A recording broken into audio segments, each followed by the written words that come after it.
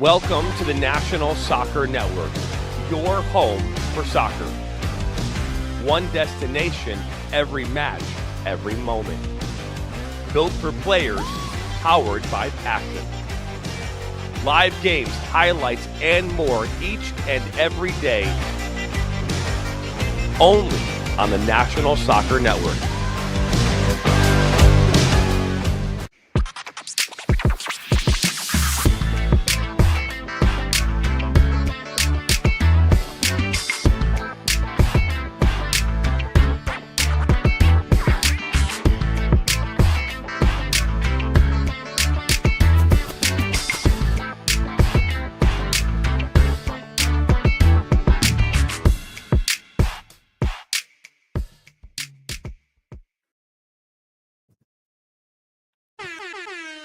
All right, everybody, welcome back into Inside the Game podcast, episode number 304, and it's another massive one. Again, my name is Ryan Glinsky. I will be the host here today for the 1-hour episode, 9 a.m. to 10 a.m. today. Again, hopefully the little couple days that we had off, we're back, rejuvenated, ready to get things going for USA versus Australia. Make sure to hit the like button, make sure to hit the subscribe button, drop any comments in. Any super chat will be read here this morning rather. Nothing with the Blazing Wings though. Not doing anything with that at all here this morning because still recovering from those two Blazing Wings from last night during the Canada-Qatar live stream. But hey, we're back here today. Big USA versus Australia World Cup match day. We'll be talking about Messi as well. I mean, we weren't on air when Messi delivered. Cristiano Ronaldo continues to struggle for Portugal. What else do we got? Oh, the Qatar one, Canada one. Still don't think that deserved a red card. Horrible challenge. Don't think it deserved a red card. I'm still going to get pissed off about the hydration breaks. I still think that is completely stupid. But yeah, no, anything more. And then if there's anything else that you guys want to talk about, we will talk about that as well. Also going to go through the picks for today and the Saturday and Sunday. So yeah, make sure to keep it locked in. But yeah, no, let's get straight out of the gate. Again, no commercials during this 1 hour, but let's get out of the gate immediately with some U.S. men's national team. Obviously, we all know who they're taking on today. The Socceroos is what they're called. I mean, I didn't really know Australian soccer existed before that game against Argentina back in 2022. All I really knew about was Tim Cahill. That was the only player I understood at the time with the Australian team. But other than that, we are back here talking about the U.S. men's national team, Australia. They take off, I think, the first game of the day, actually. I think that's the first one at 3 o'clock. They're hosting Australia at Washington. It's going to be an electric crowd because, obviously, it's Washington. It's Seattle, the home of the Super Bowl champs. That's Seahawks. Mike McDonald's probably going to be in there. Hello to you, Layla. Unfortunate game yesterday for Bosnia against Switzerland. Unfortunate one. But Switzerland is obviously... No, technically, I think Canada's top of the group right now because I think Canada with that 6-0 win, which, I mean, they did get their first win in World Cup history yesterday. And I think they're the first non-European side to score more than 5 goals in a game. So I think they're first on goal difference. Switzerland, they are in second, and then it goes Bosnia in third, and then Qatar obviously down in fourth.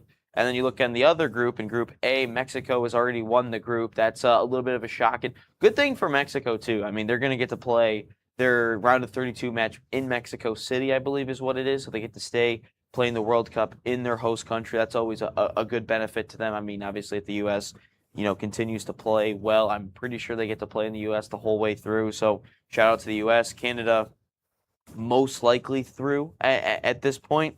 Yeah, F them, says Layla. Yeah, I mean, F them too. That's exactly what I would say. I think, and then Canada, Switzerland. All Canada needs is a draw, technically. But again, I still don't think that challenge on Kone was a red card. I get though why the referee gave it, nasty injury, but I think the reason he gave it a red card was simply for the fact that if he does not give that red card, I think the Canadian team just kind of freaks out and goes all over the place, and then you're really just thinking that. Maybe that they, boil over, tensions boil over. I think that's the reason for that red card being given, just because of that fact. I think if it's not given, I think it's given as a yellow card, which I really thought it would have been a yellow card, but I think If it was given as a yellow, I think tensions would have boiled over. Maybe other players get injured. I mean, Qatar was having a ton of tackles, hard tackles in there. But I think that Canadian player, number 22, Larema or something like that, he was hot. He was hot after that challenge. I mean, rightfully so. I mean, we had someone in the live watch party. I think it was JV. He goes in there and says, "I would have gotten a red for defending my teammate." Some people would probably do that. I don't know if many people would, but some people would definitely try to stand up for their teammate. But no, anyways, Canada and Mexico have won their matches, which means the encore is over on to the U.S. Mexico all the way through already against Korea. They got a lucky break. I mean, it just felt like yesterday Mexico was going to win that match regardless. You think about the double save off the line, how many missed chances Korea had late in the game, and then they get the absolute break from the goalkeeper just fumbling the ball. No reason for the goalie to come out unless he's going to come out and punch it, but really should have just let, I think it was Kim Min-jae. I think it was Kim Min-jae, the center back at the time. All he had to do was head it out, and I mean, yeah, that's all he really had to do, and the goalkeeper should have just stayed where he was. But yeah, that was the wrap-up of yesterday, and I don't think there's another game that I missed. If there was another game that I missed, South Africa, Czech Republic, that was another gritty game. But yeah, no, that wraps up the first match day too. Obviously, we're now into the second match day where the U.S. will be playing here this afternoon. Depending on where you are in the world, it might be evening, it might be morning, I don't know. But here in the States, it's going to be early afternoon. Hopefully, a lot of people are going to a lot of people already have the day off of work anyway with the holiday. And obviously, I'm sure a lot of them are going to take the day off, or at least get off work early as possible, with it being at 3 o'clock here today. But anyway, moving on into the USA versus Australia match. These two sides have played already once in the last 6 months or so. Actually more, it's probably like 8 or 9 months since they last took on Australia. That was the game that Christian Pulisic actually got hurt in. He got pulled off, I think, around the 30th minute mark. It was under 50 minutes. It was under half that he played, but he got pulled out at an injury, and that kind of stopped his momentum from what he was doing in the first part of the year, where he was unplayable. Like at Milan, no one could have stopped him from playing. He was scoring, assisting, all that fun stuff, and then he gets hurt against Australia. USA ended up winning that game 2-1. I think it was technically Haji Wright that scored both of the goals to win that game for us against Australia. I think Australia got out to an early mark, but yeah, no, that's exactly what happened in that game. But this one brings it's a different level to it. Obviously, you got to think it's the World Cup. It's a much different environment. It's a different level of intensity, and you're going to get that today. Australia, they won their first match 2-0. USA, obviously, with the perfect game that they could have played, they won 4-1 against Paraguay. But now getting off of that Paraguay game, now moving into the Australia game, it's the question is all around the health of Christian Pulisic. He's been playing through he's got a little bit of a calf sleeve on his, I think it's his left calf or whatever it is. Because everyone was curious why he didn't play in the second half of the first game. And that's exactly what happened. He didn't play in the second half coming out of the locker room. I think Sebastian Berhalter came in for him.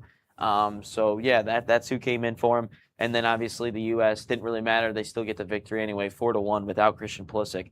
But without Christian Pulisic, I still think they're capable of winning the match against Australia. I think of a player that you could probably slot into that role, that Christian Pulisic role. You're probably thinking of a Tim Weah. That's probably your best bet. Just because, I mean, you can't really disrupt the midfield three of the U.S. The midfield three was unbelievable. Adams, McKennie, and Tillman, they were great. I don't think you really want to mess with that. I think you bring in Tim Weah, as long as he doesn't punch anyone. That's all that matters, because Tim Weah is a little bit of a hothead. If you bring in a Tim Weah, maybe you bring in a Gio Reyna, but I don't think you bring in a Gio Reyna. I think he's better suited for the bench and coming off of the bench. So I think you start Tim Weah, see what he can do. Again, he's got an attacking prowess. He's been fine with Marseille. He's been a pretty good player. We'll see what he can do here tonight. But I think you start Tim Weah over Pulisic if he can't go. But if Pulisic can go, obviously you start Pulisic. But I think if Pulisic can't go, you bring in Tim Weah, play him in that Pulisic role, see what he can do with the likes of a Weston McKennie up there and a Flo Balogun. But I mean, really, the best player attacking-wise was Christian Pulisic and Flo Balogun. And if those two are not out there, that disrupts everything. Because Pulisic, I know he didn't score any goals, but he did grab an assist. That first goal was an own goal, but he created that whole thing. He created that whole move against Paraguay. He just diced up a couple of defenders, split the defenders, put it in the box. Fortunately, it takes the right bounce, goes into the back of the net, but Weston McKennie is there and able to grab the early goal. But Pulisic was a catalyst in all of those movements on last Friday, a week ago. Tillman had an assist as well. But Pulisic, if we can get that Christian Pulisic yet again, then I don't see a path where we don't lose against Australia. I think we win if Pulisic is fully healthy and he plays the way that he knows how to play. We'll have to see what that is all about. But then moving to the Australia side of things, they're going to sit back. We know that they're going to sit back. They're going to sit back and defend, and that is what the U.S. has to be. They've got to be worrisome a little bit of the transition, of the counterattack, because that's obviously where Australia is at its best, is out on the counterattack, out in the movement. We'll have to see when they get out of the break. If a long cross gets sent in, the goalkeeper, Matt Ryan, who was the goalkeeper last game, so we'll just say he's a starter for tonight, comes in, grabs it, and then just quickly gets a restart going, throws it out, and gets the Australian players rocking and rolling. But that's what we'll have to see, in this game. If the U.S. does not allow all those counterattack opportunities and they take the most out of their chances, then I think that they will win this game. But I think it all starts in the first 10 minutes of this game. We saw it in the Mexico game, and we've seen it in both Mexico games, and we've seen it in both Canada games. The first 10 minutes of these host nations, they're after you. They are attacking. They're coming after you. They want that early goal. Yesterday, Canada was able to get the early goal. Mexico was able to grab the early goal in the first game. They didn't in the second game, but the U.S. got that early goal in L.A. in the first, 7 or 8 minutes, whatever it was, and that got them rocking and rolling. If the U.S. can get an early goal tonight against Australia, I think they win comfortably 3-0. I think. But they have to take the chances. They're going to have a chance in the first 10 minutes. It's whether or not Flo, McKennie, Pulisic, if he's playing, Tim Weah maybe, if those guys are out there. Sergiño Dest obviously was up there at top as well, and he missed a chance early in that first game. But if they can take that chance early in the first 10 minutes, put the ball in the back of the net, that creates so much pressure for Australia, and that is going to take them a little bit out of their shell. Because what do they want to do? They want a low block. They want to make it difficult. They want to get into the passing lanes. They want to block shots. That's exactly what they want to do. Now, if the U.S. can get a goal early, that's going to disrupt everything. And now another thing that we have to worry about from a U.S. standpoint is the fact of the set pieces. Australia is physical. They've got a ton of big bodies out there. They're a little bit more physical, a little bit bigger, a little bit taller than the U.S. men's national team, which is crazy to think about because most American sports, whether that's basketball, football, hockey, baseball, they have the physical, they're able to impose their will in the physicality way. With basketball, you've got LeBron, you've got Embiid, you got KD, you got all those guys. You even think about the MLB team. You've got Aaron Judge. Hockey, you've got the Kachucks. You've got so much physical imposing wills from those teams. Where we take it to soccer, and we're not that physical opposing team. So that's a little bit funny for me personally to see that, especially when it comes to soccer. But the set pieces are going to be big for Australia. The corners, the free kicks, that can loft one into the box. That's going to be an interesting thing for the U.S. And Australia's got some speed.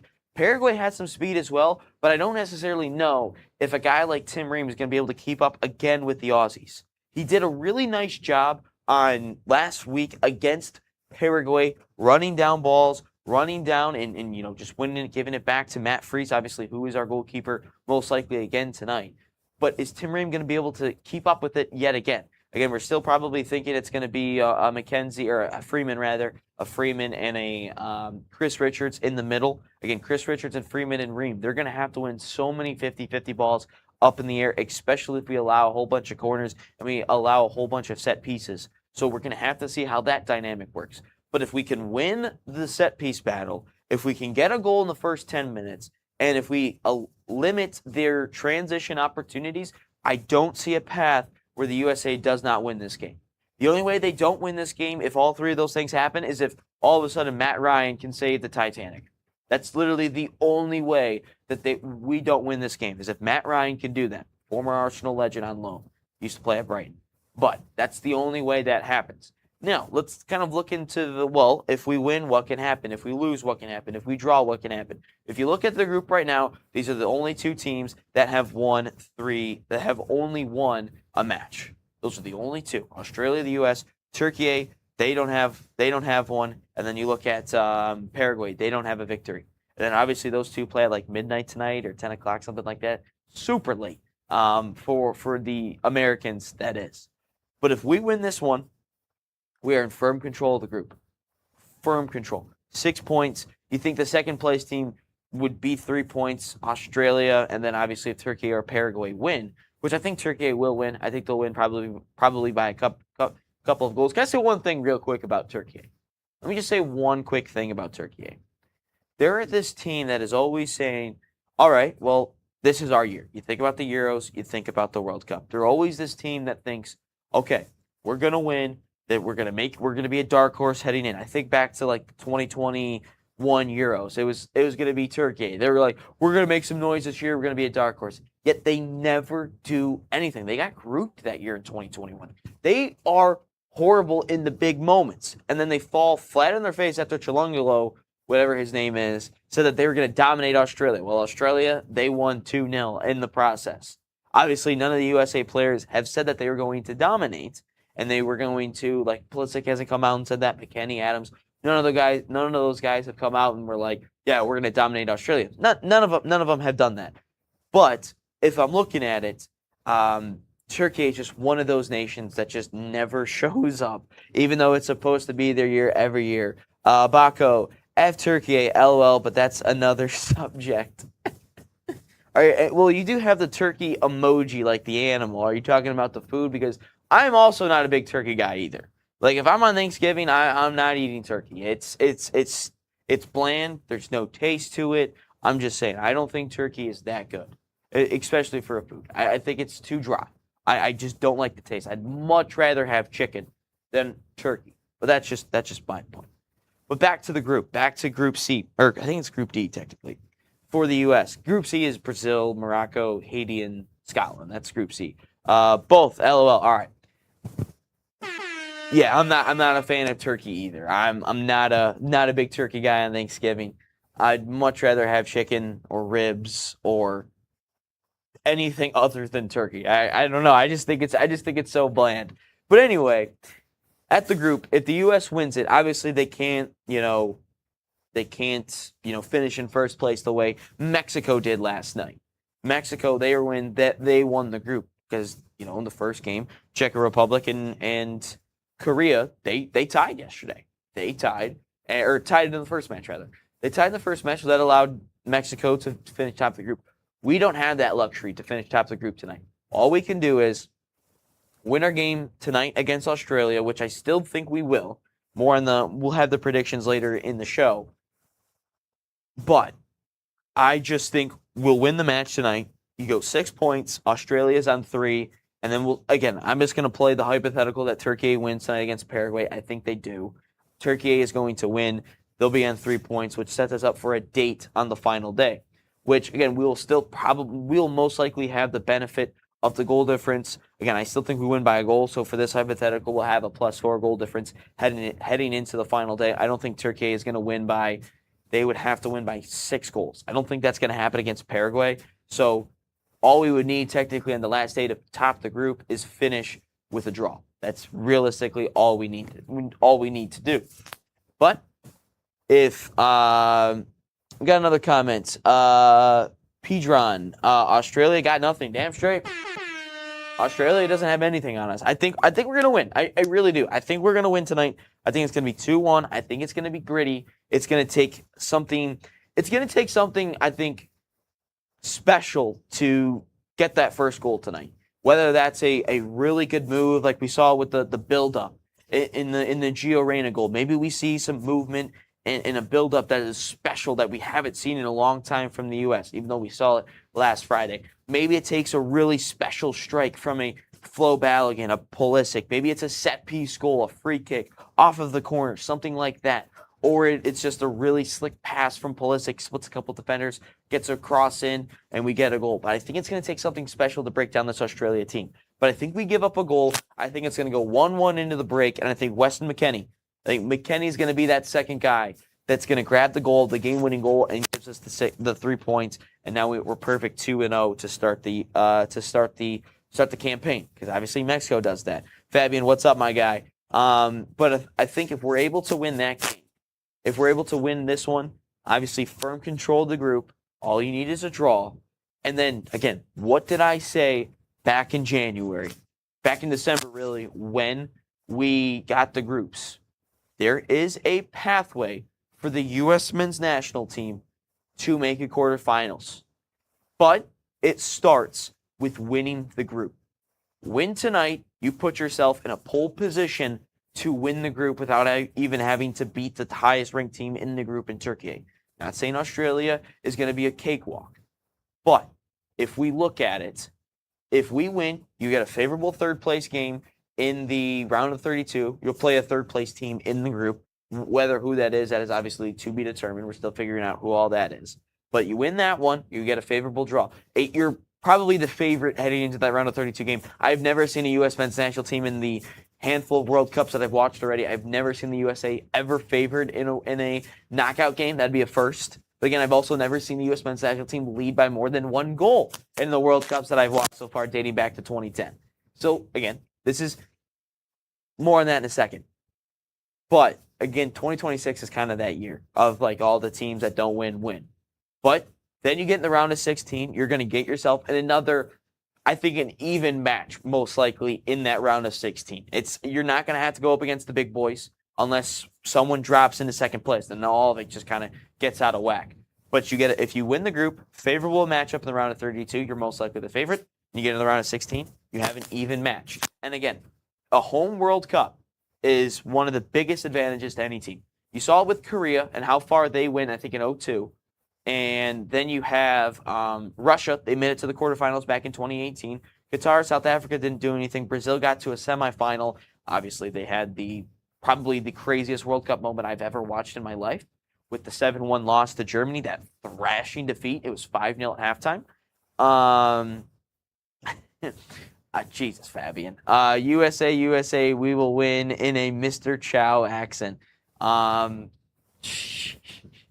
Little South Park reference. I will say, love South Park. I would love for South Park to bring in a soccer episode. Like here in the next couple of weeks, I would maybe after the World Cup, South Park creates a soccer episode. I would watch that one immediately. Love the show. They always be doing some funny stuff all the time. But I would love and it'd probably just be like Cartman all of a sudden becomes a fan of soccer, and Kyle and all the guys like hate it. It would be the episode would be Cartman and Butters, and they would all like love soccer all of a sudden because Cartman would find out like all the money involved that you could get, and then he'd all be in it for the money, and then Kyle and yeah, I don't know. That's how I think the dynamic of the episode could work. But again, I would absolutely love a South Park soccer episode, maybe a little bit on the World Cup as well. But again, looking at the game, it's business as usual, boys. Get 3 points, get the victory, put yourself in prime pole position to win the group. And I think we technically won the group in 2010. I know we did in 2014, did not in 2022. But these host nations, because I look at the Mexico games, I've looked at the Canada games, and I've looked at the one USA game that I've watched. The crowds have been wonderful. They have gotten the team, I think, from here to here. I think they've elevated a little bit. Producer Ryan Bacco, could I produce the episode of South Park? I would love to produce the episode. Can we get the creators to find out who I am, and I can produce the episode of South Park from? Can we get that roll and send it to them? Clip it and send it to them. But no, that's what I like so far in this game. If they can win, but again, it all kind of there's some question marks. Again, still a little bit with Christian Pulisic, but I loved the way that the crowd responded to the U.S. back on what about the leg break? That was nasty. I'll tell you this. That is up there with, I think, Kevin Ware of Louisville, I think of Gordon Hayward with his first game with the Celtics against the Cavs back in like 2017 or something. Aiden Hutchinson against the Cowboys 2 years ago. Dak Prescott, I think it was against the Giants, where his ankle went 90 degrees. But yeah, no, that was out there. Again, I also don't think that warranted a red card. I really don't think it warranted a red card. But I understand the referee's line of thinking.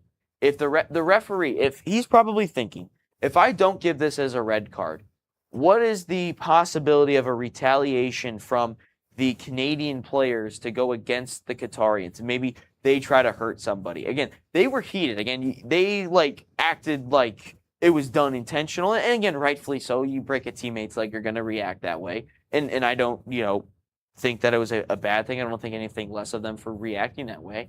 I think a lot of people would have probably reacted that way. But Musiala did break a leg. I didn't see that one, and I don't even want to search it up. So if I don't see a leg break like that, like I'm watching live, I'm not watching it. So, but Paul George, another one, I think with Team USA back in 2012, 2013 is another gross one with his ankle. But I don't think it warranted a red card. It wasn't that vicious of a challenge, if I'm being completely honest. But I think with the referee thinking, yes, that if I have to give a red card in this situation because what could happen after? I think there were still I think 35 minutes left to go in the game when that happened. And again, there were still some really hard tackles. I don't understand why Jesse Marsch was so upset. I mean, he shook the coach's hand. It looked like the coach from Qatar apologized. The player that had created the leg break, he apologized, but I don't understand why Jesse Marsch was so upset in that moment. He said he was mad at the bench or the way it reacted, because I still don't think it's a red card. It's not a red card. It wasn't that vicious, but I understand where the referee's coming from. But yeah, no, back to the U.S. Last couple of points here before we move on to Messi and Ronaldo and even the lesser nations competing really at this World Cup. It's simple. Get the job done today, boys. And then you put yourself in a prime position next Thursday and to win the group. And I still think that we are going to win tonight. I firmly believe that we are going to win tonight against Australia. It's going to be difficult. Again, it's going to be more difficult. It's going to be a more physical game than against Paraguay, but we are still going to get it done. I firmly believe that. By the way, make sure to hit that like button, subscribe, get your comments rolling. Any super chat will be read. Nothing with the Blazing Wings today. Nothing with the Blazing Wings. I ate 2 yesterday. Still struggling from it. I'm just saying. Baco, going to the Scotland match today. Need that upsets. All right. Where's Scotland playing today? And then Scotland has Morocco, I believe, right, today? Because I think they play Brazil the following match. But hey, and Jesse Marsch has some strange behavior. I agree. And I don't like the fact that Jesse Marsch constantly brings in the U.S. I don't like how he always brings up, I had to beg players when I was an assistant coach to sing the national anthem. Look, it doesn't matter if a player sings the national anthem or not. All that matters is what they do on the field. And Clint Dempsey, who was, one of them that commented on it, he was like, I broke my nose for the badge. I stood up for the badge, and I played physical. I was into it, and that's all that matters. Because I don't think singing the national anthem or not really matters. And if you really think about it, 4 of our starters aren't actually from the U.S. So again, and then you look around all the dual nats. I mean, you're gonna probably see less and less people sing the national anthem, except probably Spain, England, Argentina, the big boys. Because guess what? They can build them all homegrown. The game is in Boston. It's against Morocco, I'm pretty sure. By the way, I love the Scottish. The Scottish have been awesome. Not because we've had a couple in the chat with Dave and Rob. Not we've had that. They've been great. And along with Fabian Baco, who's been in here, Layla, Frank. We've had a Pedron here today. Schrock when he hops in every now and again. You guys have been great. But Scotland, they have ran Boston dry of alcohol. I don't know how they did it, but they ran them dry. So props to Scotland, man. They ran them dry. Didn't think that was anything that anyone could do. But Scotland has ran Boston dry of all of it. Fabian, I'm happy Scotland is drinking all the beer. Why are you happy Scotland's drinking all of it, man? Don't you want some for yourself? But no, I think that's crazy. More on the picks probably at the end of the show. for my picks for the games tonight, Saturday, and then Sunday, and then we'll see on Monday how well I did. So we'll have to see exactly how I did there. But moving on, Messi, man. Didn't have a chance to talk about him.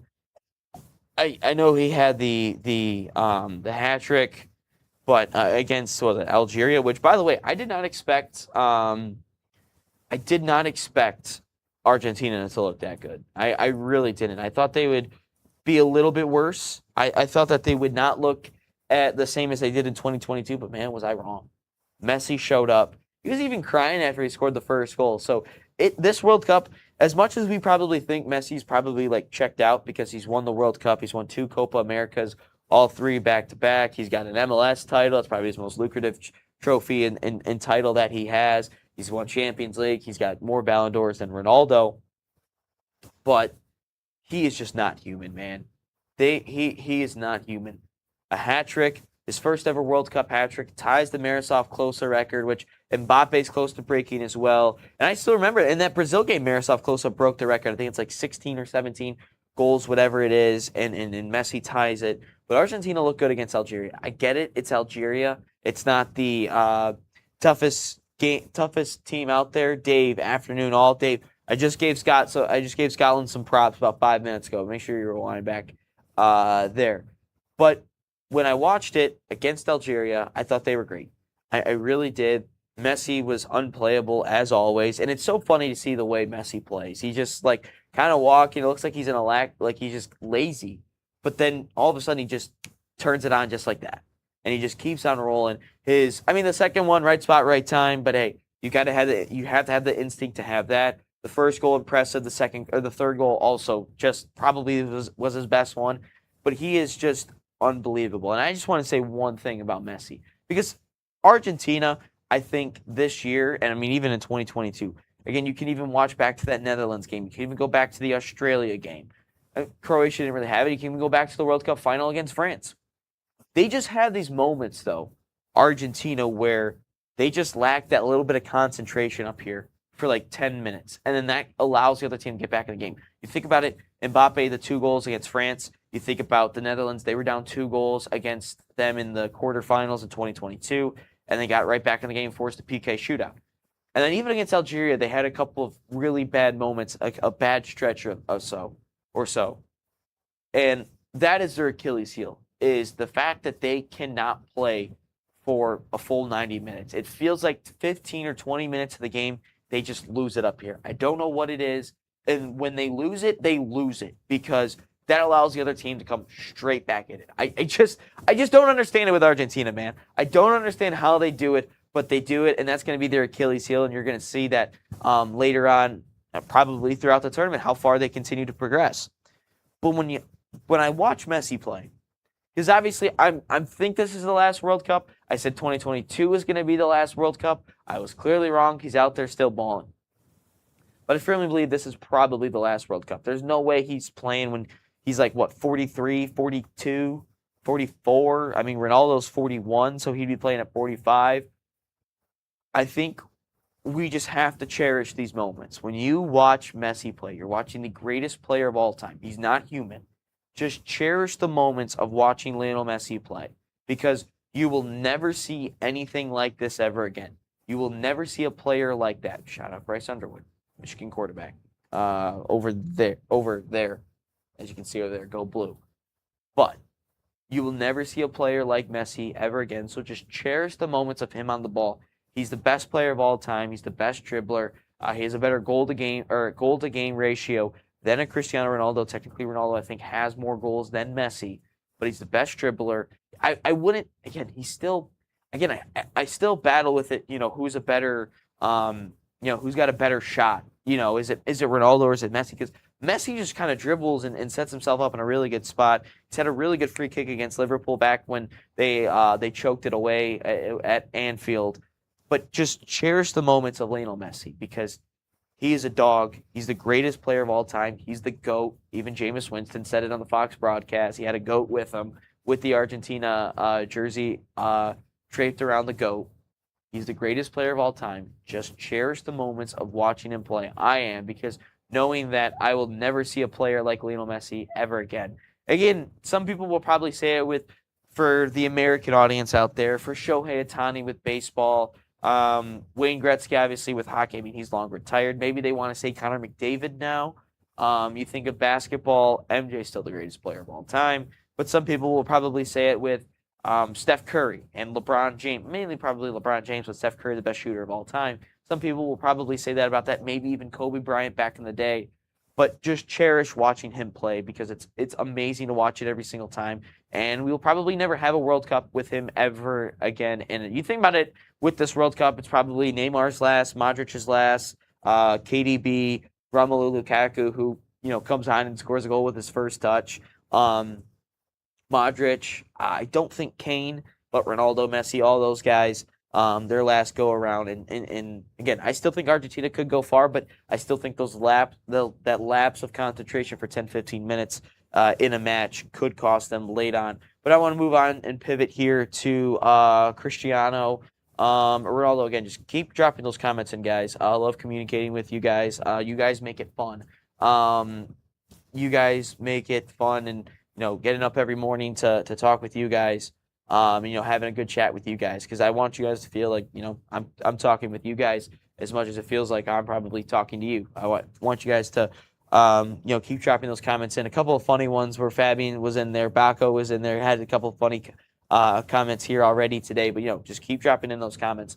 I just want to pivot over to Portugal, and then we'll probably wrap up with Portugal, probably a little bit to talk about that, and then we'll wrap up going to the lesser nations that have just actually kind of impressed in this World Cup. Think of Uzbekistan, Cape Verde, Congo, all those type of teams, and then we'll wrap it up with our picks for tonight and the weekend, because obviously we'll be back here for 305 here on Monday. Shout out Miami and Pitbull, Mr. 305. Andy Dennis Haslam, shout out 305. But when I watch Portugal play against Congo, João Neves, which, by the way, not a big fan of the Portugal team. They've got Vitinha. They've got the Ramos striker, and they've got I said Vitinha and João Neves, who just scored. And not a big PSG guy. Not a big PSG guy, but they have him. Which, by the way, that broadcaster for the Brazil match just had to mention that Gabriel missed his PK. Just had to mention it. Lesser nations, so Scotland.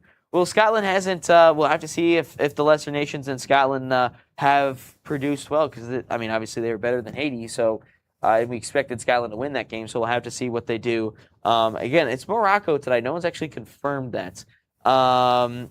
Let's see here, Baco. I must say, super happy to come across this pod. All I would listen to was political and Man United pods. This is great. Plus the Detroit-Chicago connection. Well, shout out to you, Baco. Appreciate you, finding this podcast as well. Yeah, the Detroit and Chicago connection. Are you a Bears fan or a Hammond Bears fan now? You have to let me. I don't know if you're upset or happy about the relocation. I have a couple Bears friends, and they aren't, too thrilled with the new move to the Hammond Bears. But yeah, no, appreciate you hopping in into the chat when you can, Baco. I mean, I think you're here just about every single day, or at least you drop a comment just about every single day. So we appreciate you. By the way, U.S. men's national team watch party tonight. Well, this afternoon, depending on where you are. 3 o'clock. We'll probably start around 2:45 before the game. No Blazing Wings. Zero Blazing Wings today. Not doing it. I don't think I could go back-to-back days with Blazing Wings. I'm just saying. I don't think I could do it back-to-back days. So, no. Not a huge American football guy, but it's a dumb move in my eyes. Yeah, I will say, though, the state of Illinois had kind of put them in this bind in Indiana. Kind of give them a little bit of credit, I guess. They kind of capitalize on the opportunity with all the taxes and all of that they want to put on the stadium, and Indiana's not doing that. They're giving the Bears a big tax break. So we'll have to wait and see what they do with that one. But moving on into the Ronaldo discussion. Man, I thought they were going to run away with it with Congo. With the first goal in 6 minutes with João Neves, and then obviously Congo gets one.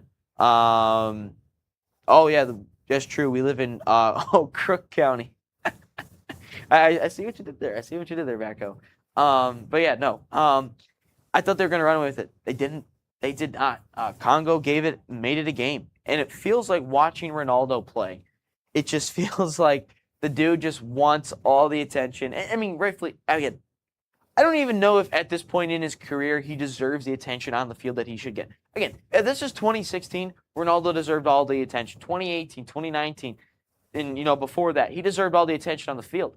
But I don't really know if he deserves the attention anymore on the field because it just feels like he's just lacking that quality, that touch, that aerial finish that he was so known for and so good at Real Madrid, and like he's lacking that. I mean, you saw in the friendlies what he was lacking with his aerial duels, and it feels like he's just kind of walking around out there. He's not really doing much. He's not making the runs. And again, as a forward, I feel like he should be moving a little bit more off the ball, maybe dropping in a little bit because he's got the best midfield three probably in the tournament.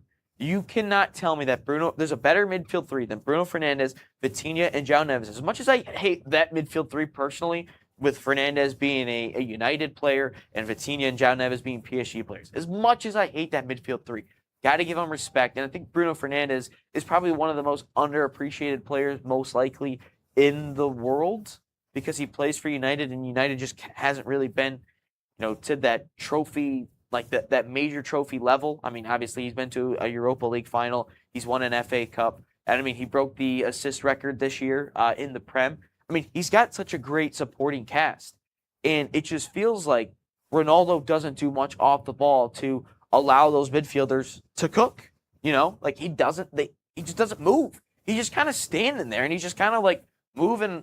Like he's just kind of like moving from center back to center back. There's no movement at all with Ronaldo. And then you think, that cutback, Ronaldo probably should have let that roll. Maybe a little bit of a dummy, or maybe he just didn't even go for it. And Bruno Fernandes is right there. And knowing Bruno Fernandes' quality, again, you can't guarantee that he scores. But I feel like with Bruno Fernandes' quality, he probably scores in that spot. And then there's the goal right there. And then Congo, they've got to come out of their shell. They can't defend, and they have to run. They have to go.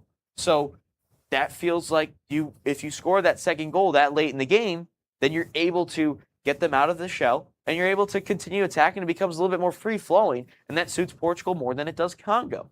And it feels like just Ronaldo, it almost feels like, because obviously you heard what he was saying before the 2022 World Cup, and obviously all soccer fans just have this fantasy that we will one day see Messi, Ronaldo in the World Cup.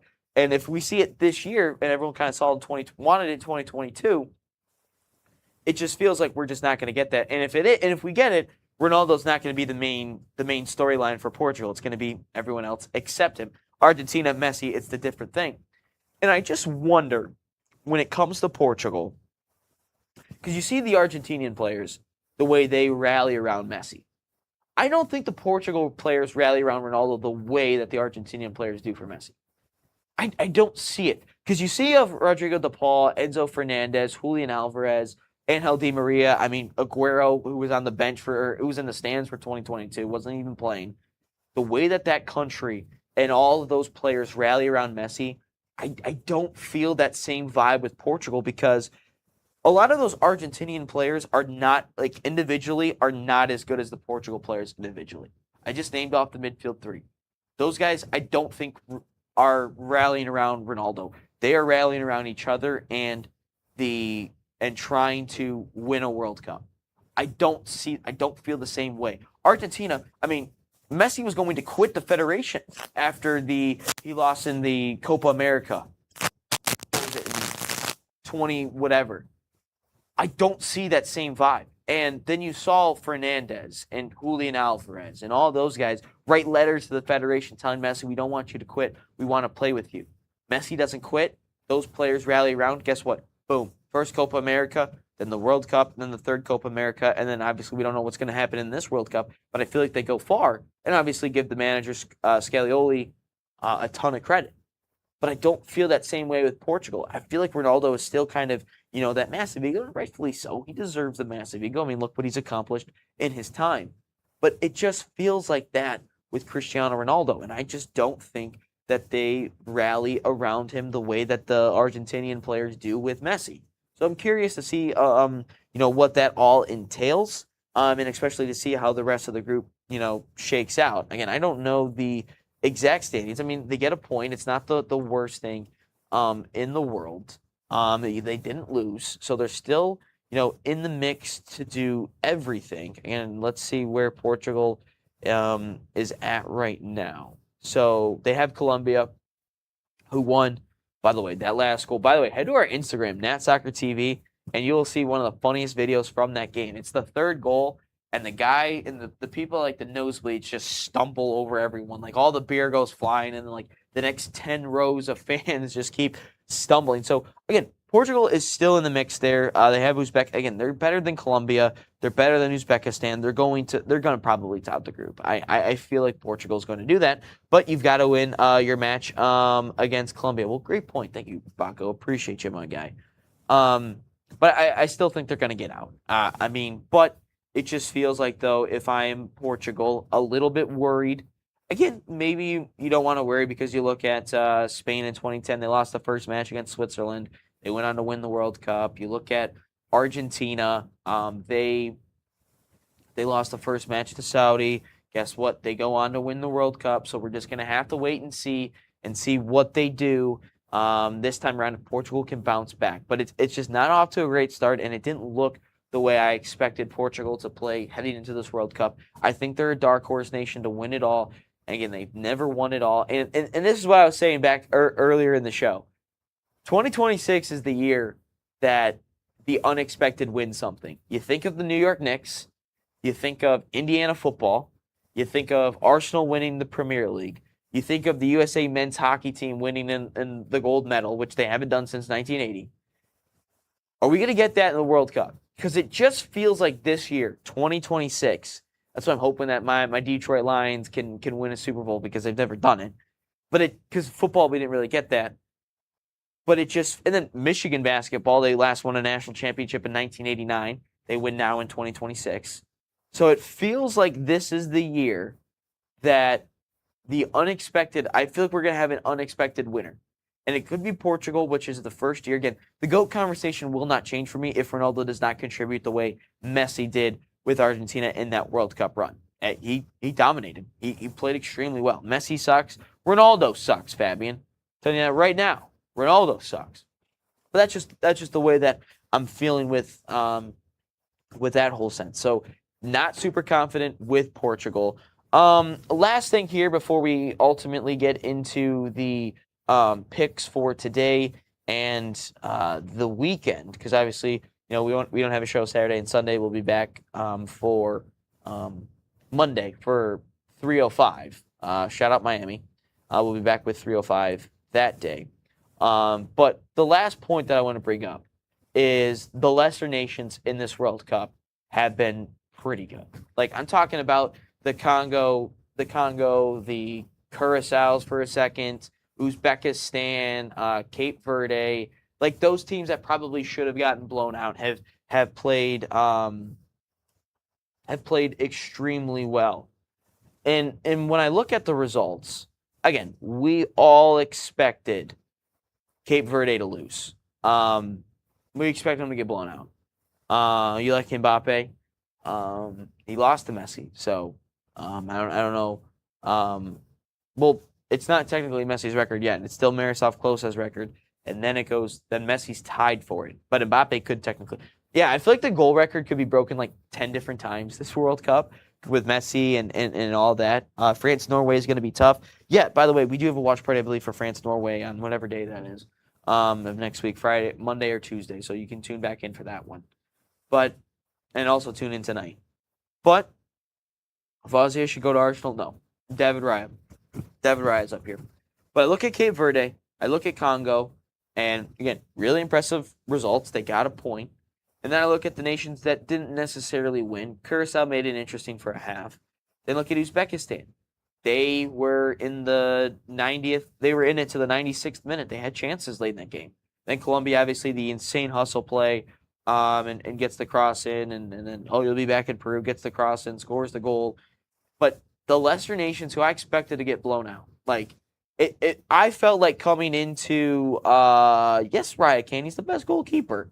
The best goalie Spain has. They don't even use him.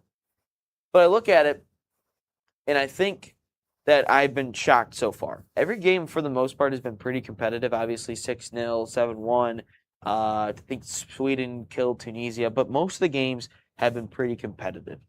And going into the World Cup, I think everyone probably thought, well, Spain will beat Cape Verde. Uzbekistan will get killed by whoever. Portugal will kill who they just tied to, Congo. Like, we all expected that. And some of them have come true with Haiti losing to Scotland. We imagine they'll probably lose. Tunisia loses and all that fun stuff. But they've been competitive. And I've actually been really impressed so far by these lesser nations. And you just feel, though, the magic of the World Cup, just that intensity rising a little bit. And just all those players playing for their nation, playing for the badge. Like, that just feels like it has just taken them to a different level that I did not expect to see in this World Cup. I expected to see blowouts. I have not seen a ton of blowouts. I've seen, I think, 3 technically with Canada yesterday, but again, those guys were down to 9 players late in the game. And then you saw Germany, they defeated Curacao 7-1, the infamous 7-1. And then obviously Tunisia lost 5-1, I think, to Sweden. But for the most part, all these games have been competitive. And I've really liked that about this World Cup. I think a lot of people expected this World Cup to kind of be a little bit of a cakewalk for some teams, but that has just not been the case. And I've really liked it so far. It's a good sign because ultimately I see the World Cup expanding to 64 teams after this World Cup. Maybe they don't do it in 2030, maybe they do it 2034, but I feel like we're going to get to 64 teams. And if we've seen at least what we have seen in sports in the last 10 years or so, think of the Champions League, they've expanded. Europa League's expanded. They've added the Conference League all of a sudden, another European competition. That doesn't truly mean anything. Like, if Arsenal were to win the Conference League, I would be like, cool, I guess. Like, Europa League still, takes more value. But then you look at over here in America, you think of the MLS, they've constantly expanded over the last couple of years. You think of the NFL playoffs, that's expanded. The MLB playoffs have expanded. The NCAA tournament is supposed to expand. The college football playoff has expanded. So I'm expecting, lesser nations that shouldn't even be in this mix get into the next fold. So it's going to make the group stage even more unpredictable, or be a little bit more predictable, rather, is what I should say. It's going to make it even more. But so far, what I've seen out of the teams that probably should get blown out, they haven't gotten blown out fully. And I think that's a great thing to see. And I absolutely hope that continues, and we see that in the next coming couple of weeks and in the group stage matches. But yeah, let's move into our picks, or my picks for this weekend and tonight. Again, if you have not hit that like button and hit that subscribe button, make sure you guys do that. Keep dropping your comments. Any super chat will be read aloud if you wish to do so. Just no Blazing Wing Challenge is all I request, because I will not be doing the Blazing Wing Challenge. But let's start off with today. Obviously, USA, Australia. I've already said it. I think USA wins at 2-1. I think they'll take care of business, and then they're going to win and going to be super happy. 2-1 with the USA beating Australia. Morocco, Scotland later here at 6 o'clock. I do believe Morocco will win that one. Sorry, Dave, and sorry, Rob. I do think Morocco is going to win. I think they're going to win by a goal. I think they're going to win 2-1, which will actually be good for Scotland for the whole goal difference thing. Just saying. Brazil, Haiti, pretty obvious. Brazil is going to win that one pretty handily. And then the last one in Group D, Turkey, Paraguay, who I've already mentioned. I do have Turkey winning that game against Paraguay. That wraps up today's matchups. Now moving on to a little bit more interesting matchups. I think if you're looking at the weekend, tomorrow will be the best matches on the weekend. You got to think here. Netherlands, Sweden to start things off at 1 o'clock. That is an enticing game, if I'm being completely honest.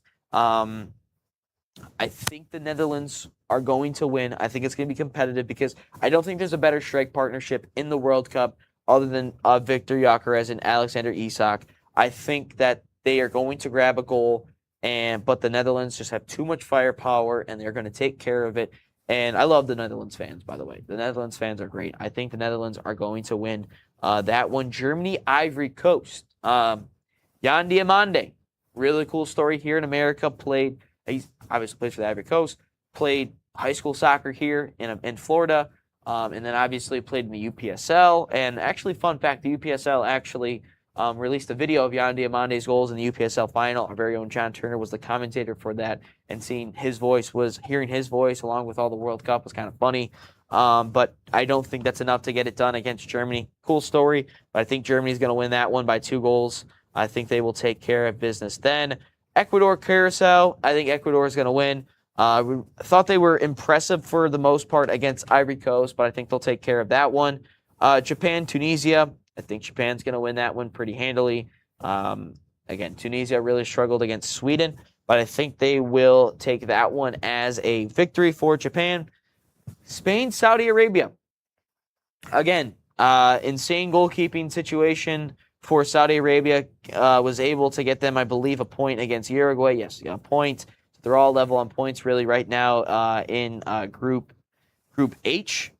So now, what does Spain do? They need 3 points desperately. They got a little bit of some luck, knowing that Uruguay and Saudi Arabia drew back in the first game. So they're all level on points, all level on goal difference. But Spain needs a victory. They are one of my favorites. I don't think it changes anything. I think they're still going to win this one. I think we're going to see the real Lamine Yamal show up. So I have Spain winning that one. Belgium, Iran. This one's interesting because Belgium drew actually against Egypt. Romelu Lukaku came on. I thought Belgium should have been a little bit more impressive. Thought Doku was fouled a ton. But Iran, also their scheduling situation, I think that plays a little bit of a factor. I think Belgium's going to win this one as well. So I will take Belgium winning that game against Iran. Uruguay, Cape Verde. I don't think the magic continues for Cape Verde. I think Uruguay will win that one. And then the last one on Sunday at 9 o'clock. By the way, on Sunday, there are 5 World Cup games. That is going to be unbelievable to watch. 2 at the same time with Japan, Tunisia, Spain, Saudi Arabia. So they're really getting the scheduling down. By the way, the scheduling for the World Cup has been great. You get the 4 matches, and then you get the 1 hour break in between. It's awesome. I absolutely love what they're doing. And then obviously for match day 3, you're going to see it change a little bit because they'll all have to play at the same time, which, by the way, a 10 o'clock kick for the USA next Thursday is going to suck. So anyway, we take a look at the last one, Egypt, New Zealand. I believe that is going to be a draw. I think that they will be a draw. Ryan, if Team USA lose today, you need to shave your head. I'm not shaving my head. I will tell you that right now. If I don't have to commentate as much, then sure, I would not. But, however, that's not the case. So we are going to not shave my head, Fabian. As much as you probably would like that, we are not going to shave. But again, those are my picks. We'll come back on Monday to see how well I did. I will most likely probably suck, but we will see exactly what we do in that one. Again, appreciate everyone that has hopped in today. If you have not hit that subscribe button, hit that subscribe button. Smash that like button. We'll be back here on Monday for episode 305. I'm not eating 40 hot dogs either. My name is not Joey Chestnut. I'm not doing it. I did 2 blazing wings yesterday. That's enough. I'm not going to do food challenges. But I have to let my stomach reset to fully do another blazing wing challenge. Which, by the way, appreciate James and Frank for hopping in and sending in those super chats for it. So appreciate that. But yeah, no, USA, we'll be back live here today. Same place for the U.S. men's national team, Australia Watch. That'll be back at, there's one that was in yesterday. If there's any Australian here, Random Aussie was actually in the chat yesterday, said that Australia was going to win. We'll see if he hops back into the chat later tonight or later this afternoon, but USA, I believe, will win. Hop back in, 2:45 p.m. Eastern Time. I don't know where that is for everyone around the world. Hop back in, USA, Australia. Let's go, USA. Full World Cup slate coming up today, tomorrow, and Sunday. Absolutely excited. Also head over to Sports Engine Play this weekend to tune into some USL2 and some USLW action that we'll be having here. We'll have USL2 and USLW game of the week here in the studio, at least that I know of. Macomb Union taking on Detroit City FC should be a fun one. One of our NIL athletes, Silly Jacob, will be out on the field for that one as well. But again, appreciate everyone that has hopped in. Make sure to smash that like button, hit that subscribe button. Be back here this afternoon, 3 o'clock, for USA Australia to see the beatdown of the Aussies, and we beat the Socceroos. USA continue to make us believe in you guys of making a deep run. But again, appreciate everyone. Fabian, Baco, Dave, Layla, Pedron, I think was his name. Pedron. Appreciate all of you guys for being in the chat. But until later on today, if I don't see you later on today, I will see you back here bright and early on Monday for episode 305. But until